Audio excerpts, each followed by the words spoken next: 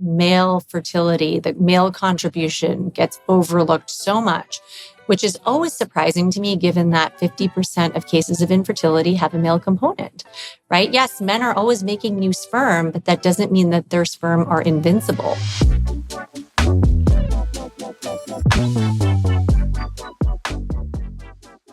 Today, we're diving into a subject that touches so many lives, and that's fertility. So whether we're talking about IVF, egg freezing, or the future of reproductive medicine, I think this is a conversation that all of you will find interesting. My guest today is Dr. Lucky Sekhon. She's a reproductive endocrinologist and infertility specialist. Dr. Sekhon, welcome to The Second Opinion. Thank you so much for having me. Oh, it is my pleasure. And, I want to get started because I think a lot of our audience doesn't really realize how many different subspecialties there are in OBGYN. And Right. as a reproductive endocrinologist, just explain to our audience, what is the difference, what's the training, and what do reproductive endocrinologists do that's different from what a general OBGYN would do? You're essentially focusing on the study of hormones, and that spans puberty all the way through trying to conceive and what happens to your body during pregnancy and postpartum and all the way through to menopause. So it's not just fertility, it's really focusing on how our hormones can affect all aspects of our health. And then there is a huge focus on tackling infertility and the diagnosis, the workup, and the various treatments, whether you're talking about fertility that comes from the male side or the female side or a combination of both. And then there's a lot of fertility preservation now that's kind of a newer aspect to our field from the past couple of decades, which is really exciting, I think, because it gives a lot of women hope and an avenue to try to preserve their fertility and give themselves a head start if and should they ever run into fertility issues down the line. Right. There are few fields in medicine other than OBGYN and these subspecialties where your personal experience really influences how you deal with your patients. I'm a female physician. We're inherently at a higher risk of experiencing fertility issues, according to a lot of research that's been done on this. And I knew that I was starting my family building journey in my mid-30s, which meant I was inevitably going to be probably in my late 30s if I chose to have more than one child. And so I actually took a very proactive step that I am 100% convinced I never would have taken had I not been in this field. But I had seen so many things and I had learned so much from other people's experiences that I decided to take this proactive step, and we froze embryos. And I actually didn't end up having difficulty with my first.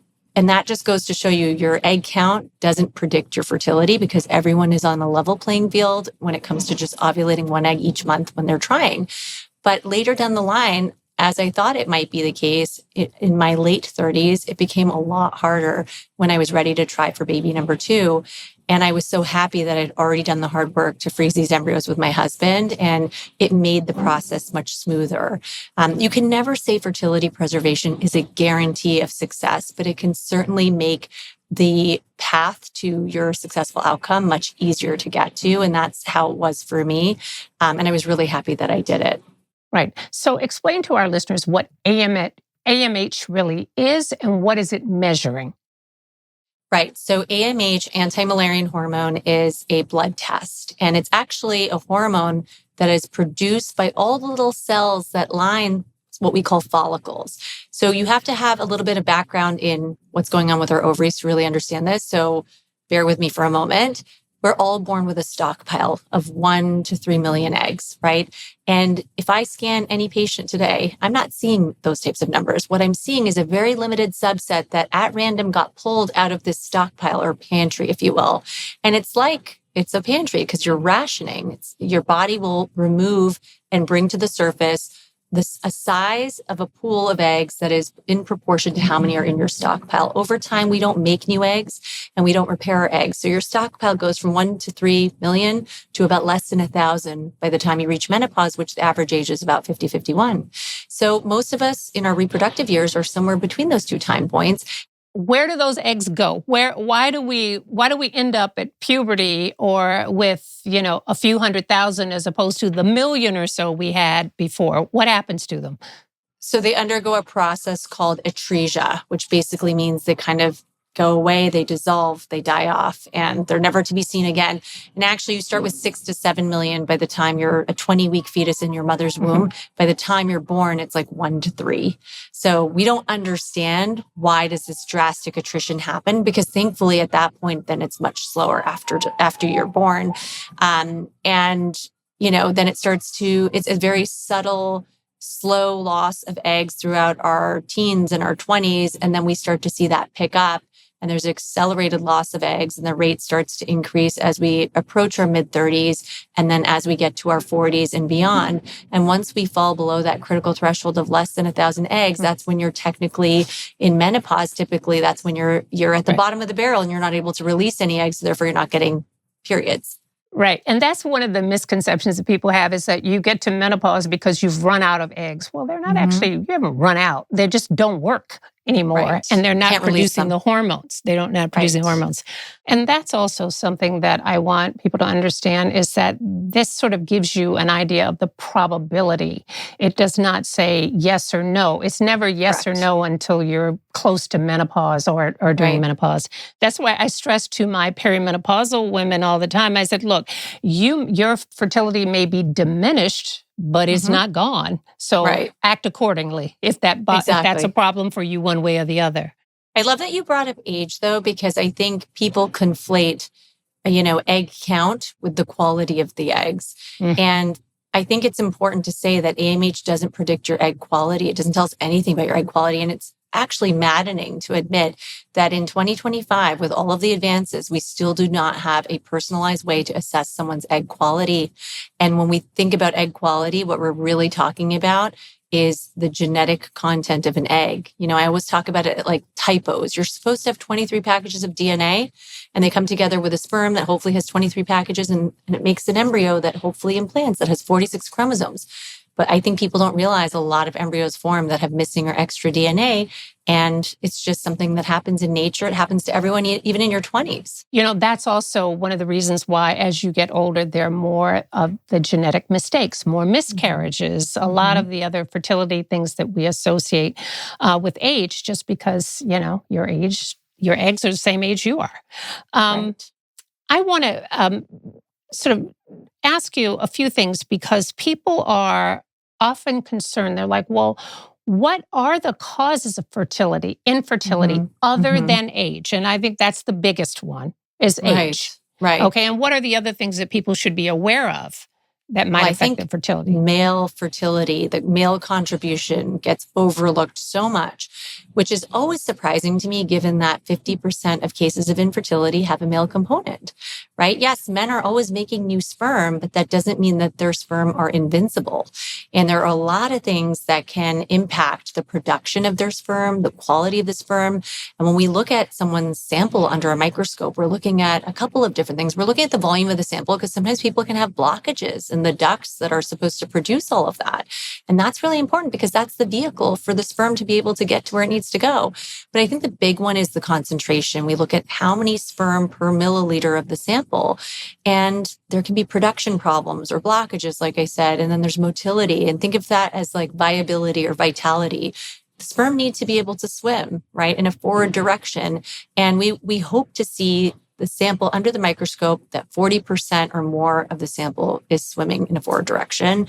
And then the shape of the sperm. There are a lot of misshapen, abnormal sperm, and the bar is low when it comes to that metric. We're like, okay, 4% normal, great. That's all we're expecting. And as long as you have millions of sperm that are moving in a forward direction, 4% is still pretty good. So we're looking at all these things together. And I think a lesser known fact, though, is that what we really care about is the big picture. So we take a step back and we multiply the volume, the concentration, and the motility. And we say, what is the total motile count of sperm? And if it's above 10 million, well, then you have a good chance that even just, trying with timed intercourse around ovulation, or even more laid back treatment options like insemination, where people drop sperm off at the top of the uterus. I always say it's like sperm delivery. It's giving the sperm a little shortcut to the egg. That's reasonable. But if it's less than 10 million, or worse, less than 5 million, that's where IVF is really the key approach that we recommend. Right. So if you had a couple that was coming in to you and they Mhm. were saying, hey, we've tried and it's been, and this would be a good point to say, what's the definition of infertility? How long should you try before you say, oh my goodness, I need to be referred out for that? So what recommendations would you give for how long of unprotected sex or trying should you endure Mhm. before you move on? Great question. Well, it depends on who you are, right? If you're under 35, we know that human reproduction is inefficient and it takes time and persistence to get there. And so it sounds crazy to people, especially people that feel like I want to be pregnant yesterday. But we say, you know what, you could be trying for up to 12 months, up to a year. And in that time frame, 85% of couples that are timing it correctly and having regular sex around or before ovulation will be pregnant. And that sliver of 15%, that's where it makes sense to do the workup and not just test the sperm, not just look at the ovaries on an ultrasound, but also make sure the fallopian tubes aren't blocked. That's a lesser cause, a less common cause of infertility, but that's also a big one to check. And, if you're 35 and older, because of everything we just talked about with how age impacts our egg quality, we give you a shorter window. We say, if it's been over 6 months, it's time to see a specialist and get testing and treatment. That's the big thing. It's not enough to test. We need to do something to make this really inefficient process more efficient, even if we don't find an exact target to treat. And now, in today's world, with the technology that we have, twins are considered a complication, really. Correct. You don't want twins for the No. most part. You put back one, maybe two. Do you ever put back two? Sometimes, but only when it really makes sense. So if a patient over the age of 38, at 38, you're expecting about 50% of embryos to have those typos or errors that we talked about. And it's never perfect for anyone. So if you're 38 and you're listening, don't feel bad because when you were in your 20s, it was as good as it could get. You started at 20 to 25%. Okay. So there's been a change. Over 38, right? You're slightly at a higher risk than not for it to be abnormal versus normal. And so it makes sense. And the American Society of Reproductive Medicine totally co-signs this and says this is well within, a normal, practical, ethical decision to say, okay, I'm going to offer you the option to put back two because it's 50-50 if either one will be healthy and you're just trying to do what's right for the patient and improve their chance of success. But we counsel them, hey, there's a chance both could be good. And there's a chance one of them could split and that could turn into 3 babies. It's rare, but it can happen. But if it's genetically tested, then we really only put back one. And again, this is following very strict guidelines from, the ASRM. But, if you're over 42, then it could make sense to put back up to 3. If they're not tested, you just don't know what to expect. And there's a much higher rate of errors, about 70 to 80% at that age. What percentage of patients come to you that they don't have an identifiable risk factor for infertility? All their lab work checks out. There are no tubal blockages, no fibroids. What percent of people are still would be infertile even with no identifiable risk? Anywhere between 15 and 30%.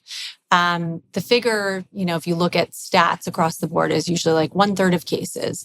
But I find that sometimes you don't have direct proof of certain things, but you have an inkling of what could be contributing to this being less efficient. It's inefficient at baseline, but things like insulin resistance, I see that as a big factor in some patients where I'm like, things are not optimal. And that creates an environment. Insulin resistance is basically where your body is not able to process sugar effectively because the cells of your body aren't responding to another hormone called insulin. And this is not produced by your ovaries, it's produced by your pancreas, which sits kind of right here.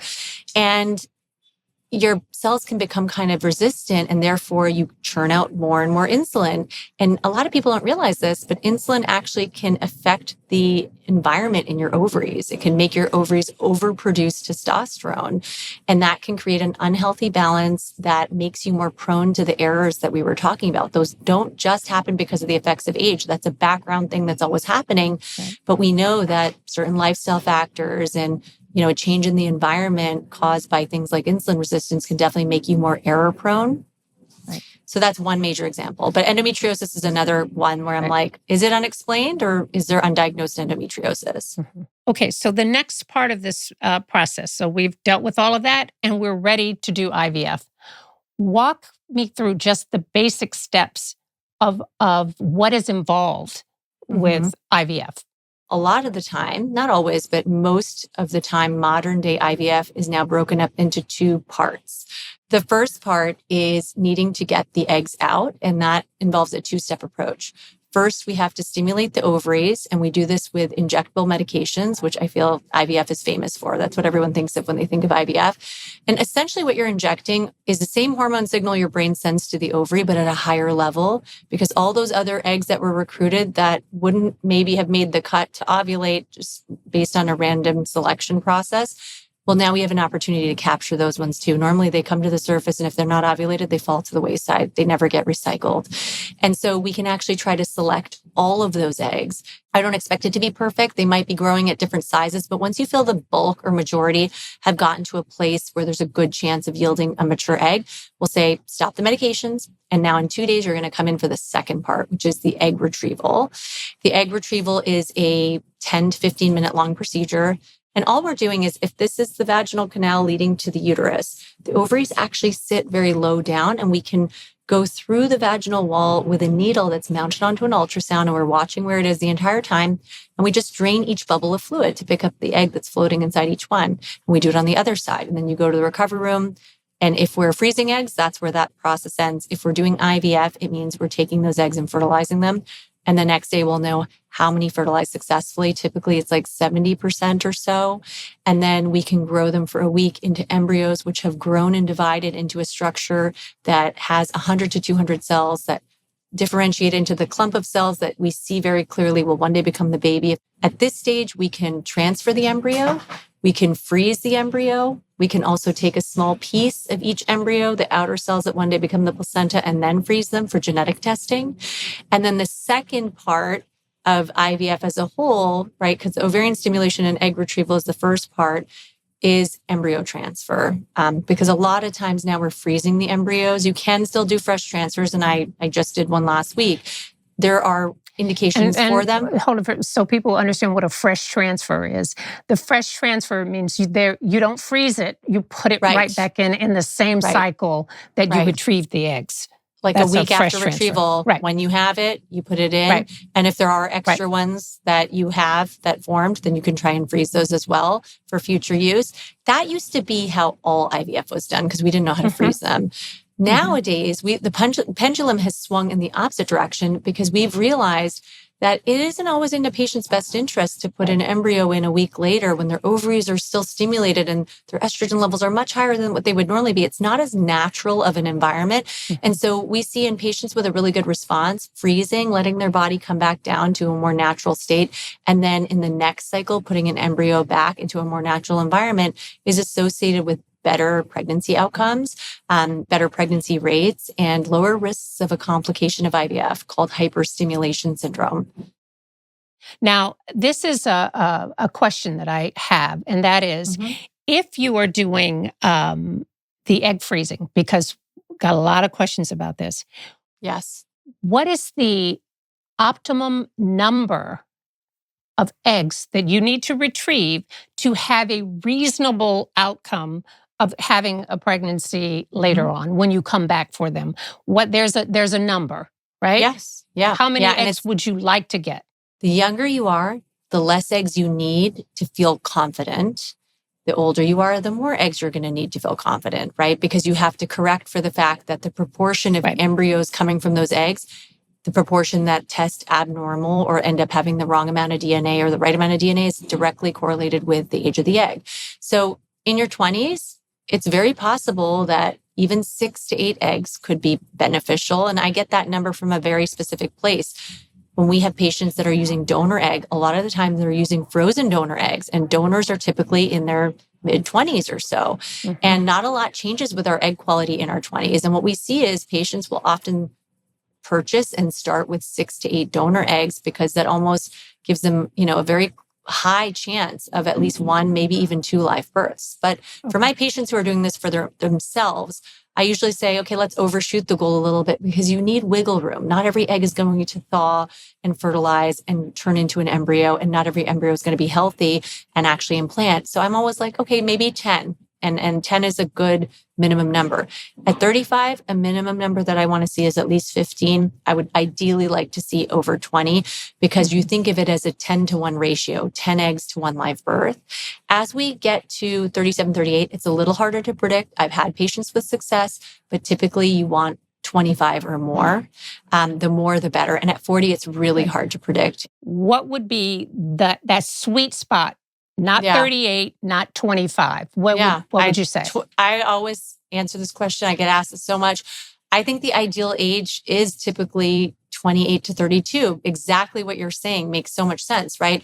You're still kind of in that optimal prime. It's like just about starting to change at 32 if you follow the typical statistics. Now, of course, I meet some women in their late 20s, early 30s that have really low ovarian reserve that wish that they did this when they were in their early 20s. But in the typical scenario, I think 28 to 32, I also feel you have the maturity and what it really takes, because this isn't a process where I'm coming to your house and giving you these injections. It requires a certain level of maturity and being able to follow through with things and emotional maturity to say, okay, you're going to go through this process. It's a big deal.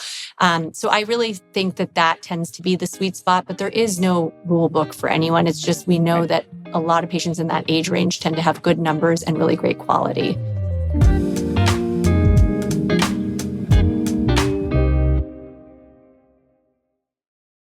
Every year, as New Year's approaches, my family and I have a little ritual. We pick a place where we can step into the new year with intention, somewhere peaceful, somewhere that lets us close the chapter on the past 12 months and welcome the next with open arms. This year, we chose a quiet lakeside town. We wanted space to gather, cook, laugh, and stay up far too late, talking about the year behind us and the one we hope to build. As we settled into the home we booked on Airbnb, lighting candles, chopping vegetables, and putting on the playlist my kids tease me for, I looked around at the people I love most.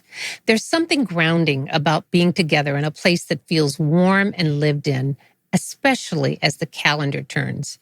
And I found myself thinking, while we're here making our own New Year's memories, someone else could be enjoying our home and starting their year with a fresh sense of possibility too.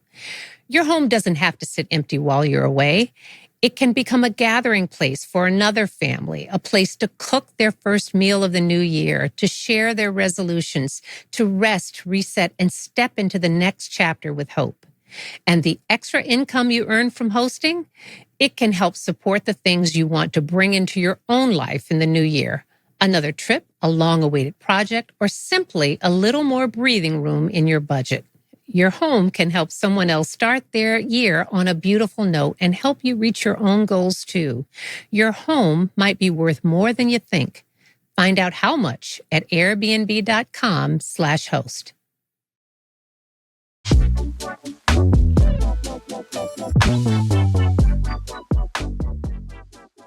Why do the medications cost so much? Why is it? I know. And it's actually really... And let's talk about how much do they cost. Tell our viewers how much the medications, not the procedures, just the medication itself, how much that costs. Well, it's going to depend on how much one needs, but let's say an average person, I mean, they might be paying anywhere from $2,000 to $4,000 for their medication. And the thing is that those same medications are often cheaper in other countries, and they're the same medications. So that tells you something about the pharmaceutical industry and how things are done. And I don't know all of the legalities and, why there's such a difference, but it's a major source of frustration for so many of my patients, especially if you have low ovarian reserve, because then you're going to tend to need a higher dose of medication. Right. And you may need more than one cycle of any of these medications. So every time you either do an IVF procedure or every time you do an egg harvesting, because remember, you said if you're older, you want to get at least 20 eggs, hopefully. Right. And if you're 36, you may not get 20 in one cycle. So that means you've got to do it twice. Right. So I like to do a little count so people really understand when you say, oh, well, egg freezing is $15,000. Not really. Not really. All right. So, we've got these medications, the whole process for IVF and for egg freezing or cryopreservation, it's the same in the beginning. medications. Exactly. You get eggs, you retrieve the eggs. And the only way they really differ at that point is what are you going to do with those eggs after you get them out? Right. You're either going to Right. freeze them, and that's egg freezing, or you're going to fertilize them immediately and they will become embryos, hopefully. Right. Now, here's another important point that I want people to understand, that if you had a choice, if you have a partner, you're going to be better off freezing an embryo than freezing an egg.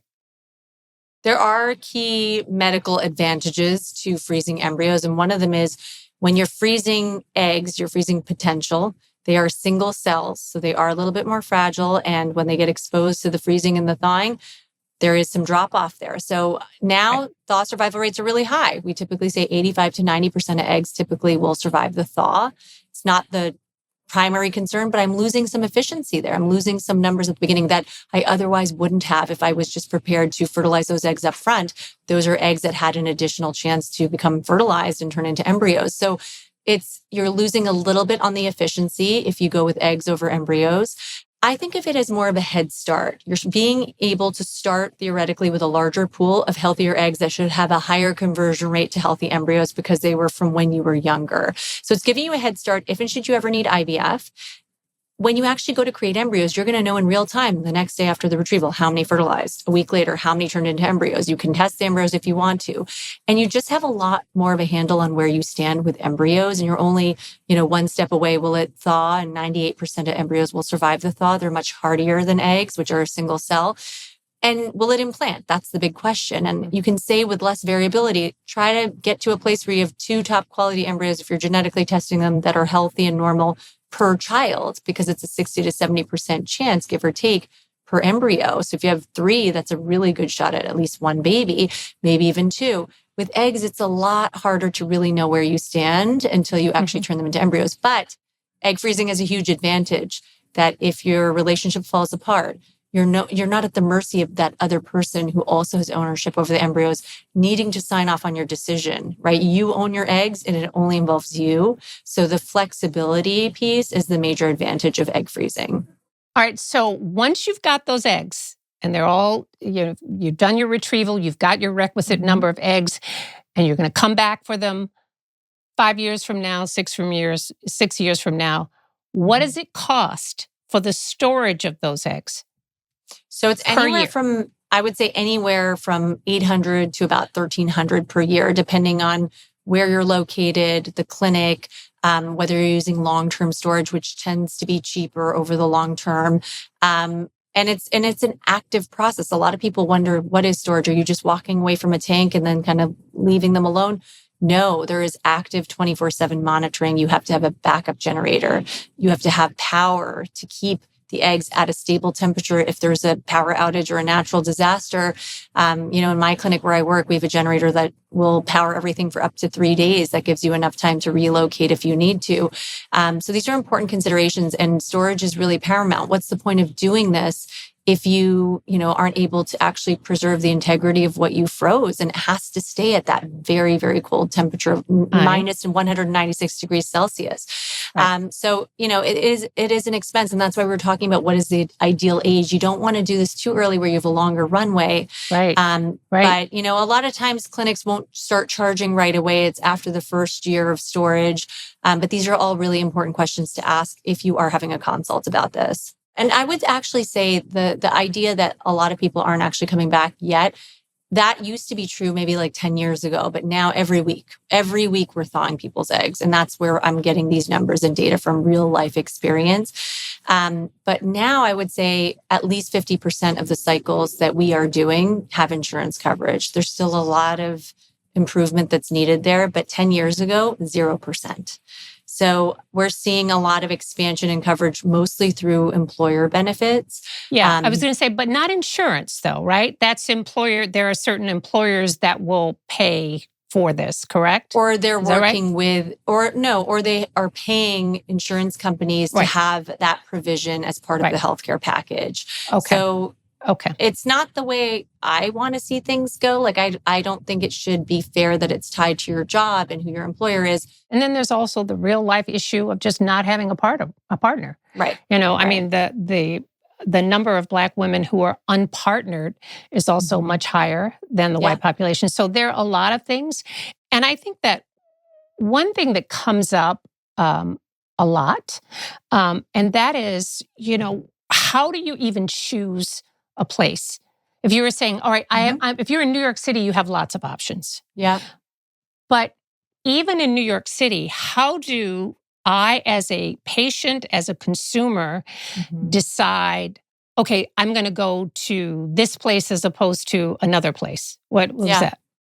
So this is going to be based on my experience. Hmm. And this is kind of like insider information. I have a whole chapter on my book on where and how and when to find a fertility doctor. That's the part of my book that I'm most nervous about, if I'm going to confess, because, it might be controversial. It might be alienating to some of my colleagues, but I'm just going to be honest with you. I think just like if you were choosing a surgeon, it'd probably be good advice to go to the surgeon that does more cases because they have more experience. I think the same is true about finding a clinic to work with, especially if you're considering a process like egg freezing or IVF, because there are so many specialized procedures happening. And I'm not the one freezing the eggs or injecting the eggs. I'm relying on a team where I work of 30 to 40 embryologists that they're essentially doing like microsurgical procedures on the cells. And it takes real skill and also quality control in the lab. There was at CDC used to keep these statistics, right? Because Right, you have to right. report per Yes, center to yes. say, these are what my numbers are Mhm, versus mhm. somebody else's number. But Yeah, I think the thing that's troubling to me is that, for President Trump, who said he was going to be the father of IVF, and, right, with the notion that everyone should be able to have access right. to reproductive care should they choose. Mhm, mhm, Um, because so many of the financial barriers exist. mhm. Well, we know that that's not the case, but I think more troubling is the fact that the department at CDC that was responsible for collecting all the data from all the fertility centers, they've been dismantled. Yes. So there is another system that I want to bring up that has not been dismantled because it's not part of the CDC, and it's an independent review, a third party that basically regulates clinics. Not every clinic is a member, but I think it's a really reliable place to start because you're right. Otherwise, how do you compare and how do you understand and get this information? So it's called the Society of Assisted Reproductive Technology. You can go to their website, SART.org. And you can look up clinics in the country that Right. report their data. And you can actually see, what are the success rates per cycle initiated, per transfer. You can look at their twin rates. I think that's another huge one, right? Like Right. people that are regularly transferring 2, 3, 4 embryos at a time, they're not following the guidelines. And if they're not following the guidelines on that, what else are they not following the guidelines or up to date on? These are really nuanced things that it's hard to know to ask if you're not in the know. So Right. now we're going to look 40 years ahead. Mhm. Okay. And I want to um, look at one of the things that I've seen some of these startups talking about, and that these Right. ways to the longevity movement, Mm, mm. talking about how that they will be able to preserve the ovaries such that they will function longer Mhm. in women's reproductive lives, so we don't have that age factor that we're bumping up Yes. against. What Yeah. What do you think about that notion that we can preserve ovaries? Yeah. I think it's a great goal. I think it's a wonderful idea. Is there anything that I've seen right now that currently exists or is currently being studied that is viewed as a breakthrough in that regard? No, not yet. But that's not to say that it can't happen. I do think we have to ask, why are we doing certain things? I think it would be lovely, especially for patients that are in their mid to late 30s and 40s, to know that they were able to do something, whether it was a lifestyle change, a supplement, or a medication that could slow the rate of breakdown in the proteins that almost act like filing folders for our chromosomes. And that's what really breaks down as we age and leads to this issue of these typos and having the wrong amount of chromosomes in the embryos that result from our eggs as we age. I do think, though, the bigger breakthrough that I'm hoping for, I mean, that would be a huge breakthrough, but just a simple ask of the universe that I would love, because I feel like we're operating with a lot of assumptions. I would love a way to personally, in a personalized fashion, test someone's egg quality. We do not have that. I would love a technology that allows us to purposely make someone recruit more eggs so that I can just in one fell swoop retrieve the number that I think they need for their age to be successful. That would be incredible. Okay, but here we are now. And we are, this is not the future, this here. Now there are companies that are saying that, all right, we're going to screen for, not just for diseases, we're screening now for traits, for whether or not we're going to screen for obesity, we're going to screen for intelligence, we're going to, all of these things which are out there now. And to me, that's incredibly problematic. How do you feel about that? It's not validated. Also, anyone in the medical field, you don't even have to be a fertility doctor, knows that all of these things, these traits are polygenic, meaning there could be multiple genes that are required to be, mutated. And there's an interaction between your genes and the environment. So conditions like autism, even type 2 diabetes, it's not always just genetics. There has to be an environmental trigger. So I don't use that type of PGT. The only PGT that I use in my practice is to objectively count the number of chromosomes. And even that, is explained to patients in a way where it's like, we're only sampling a small number of the cells that make up the whole embryo. So, there are chances that what we see in those cells isn't entirely reflected in the embryo, which is why 1/3 of these embryos, even in best case scenario, may not implant because PGT doesn't tell us everything. But we only do it for that or for specific mutations. Also, if someone carries like a cancer gene and they know 50% of their children will have it, I think it's a beautiful thing that we can try to prevent the propagation of that. But I have a real issue with this because you're going to need to wait years to have someone select an embryo based on a trait and then wait for that person to live their whole life and see, did they ever develop type 2 diabetes or Alzheimer's or whatever they're claiming to be able to test for. And I just think it's not substantiated. It's not validated. And I think it's a dangerous place to be in. And it sows this seed of doubt and narrative that we always have hated about IVF, that people have said designer babies, when really that is not the goal that the average fertility doctor that you're seeing is trying to accomplish. We're trying to get you pregnant with a healthy pregnancy. But, I was reading an article, this particular test, they said that it's actually available in like 100 clinics around the country. And I'm like, again, this is something that we need to get some guardrails around because it's it's very scary stuff because we are not bordering on eugenics. We're talking about creating these super babies. I think the science isn't there. I think there's a lot of overreaching of claims and who's going to reel this in? So, this is legislation. This is, medical societies. Who's going to do it? I don't have the answer to your question. All I can say is I think that clinics and doctors have to act responsibly. And, until something is validated, you cannot rule this out or recommend it to patients. And I've had a few people ask me about it. And I tell them this and they're like, oh, that makes a lot of sense. I mean, you want to talk about not having enough people coming back to use their eggs. There's no data on these embryos that are being tested. You might be discarding or not using or prioritizing embryos on the basis of nothing. Right. Or you're eliminating one trait because we're talking about traits now, not necessarily diseases. You might be eliminating one trait and you don't know what else you're taking with that. We could talk all day. I promise. I know we could. And I'll probably have you come back when your book comes out. I would love that. But we do something at the end that we call a lightning round. So these are just like quick fire, no long. All right. Old sperm. Does it increase the likelihood of birth defects or autism? There's a slight increase in association between advanced paternal age, and no one can agree on what that cutoff is.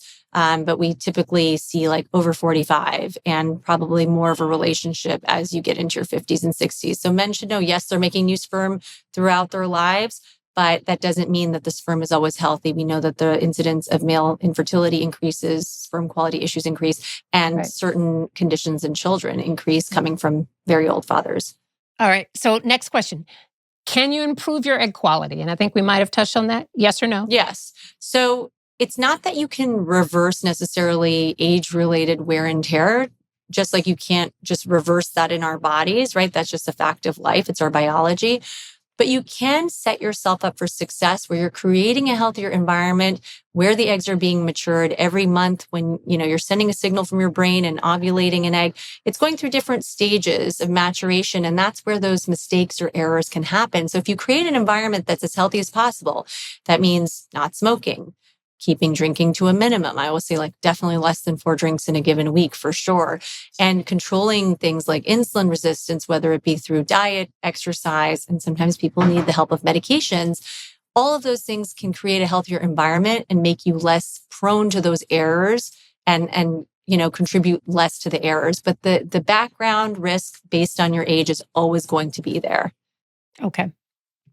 And the next one, and I used to get this question from my patients who were undergoing IVF. They would say, does IVF, because we're doing so much stimulation, does that lead to an earlier menopause? No, because remember, every cycle you have these waves of recruited eggs that if you don't use them, you lose them. So we're just basically going in and salvaging them and taking them out before your body would throw them away naturally. So nothing about this is going into your stockpile. It's not raiding your pantry of eggs. Well, I'm so excited about this conversation. And Dr. Lucky, before we go, I would like to know, what are the 2 or 3 things that you really want to share with this audience that you want them to take away with? I want people to advocate for themselves. We talked a little bit about the delay in certain diagnoses and, in certain demographics. I think that we, unfortunately, are in a system where sometimes doctors are even set up to fail. They don't have the amount of time that they should have allotted to meet with patients. And so I think it's really easy to fall prey to misinformation online and, to find the wrong resources. I think it's important. I wrote my book, The Lucky Egg, because I felt that there weren't enough fertility books in this space written by actual fertility experts. And, I think finding doctors that speak to you on your level in a way that you can understand is really important. And, just put yourself first, advocate for yourself. I think we as women may have a tendency, and I don't want to overgeneralize, to self-sacrifice and put ourselves last. And that's something that we really need to change. Well, you know what, Dr. Lucky, you are speaking our language here at the Second Opinion. We are big advocates of advocating for yourself. And also, we want to make sure that women have access to good information because, so many people are getting information from TikTok. And that may be a good start, a good conversation starter, but it's no substitute for doing your homework. So, right. Dr. Lucky, thank you so much for being with me today. I mean, we're going to be, we'll have to have another part of this conversation because I'm sure this will prompt so many more questions on the part of our listeners. So thank you so much for your time. Thank you for having me and prioritizing this conversation.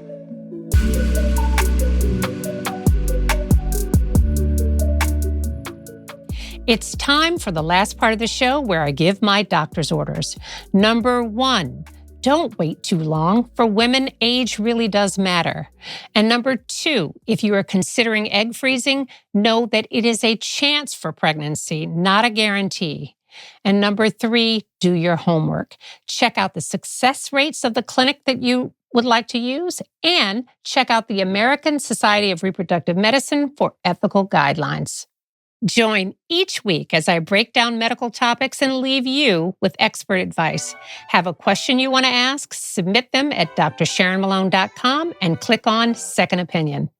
Follow the show on YouTube or wherever you find your podcasts. If you like what you hear, leave a review. Until next week, take care.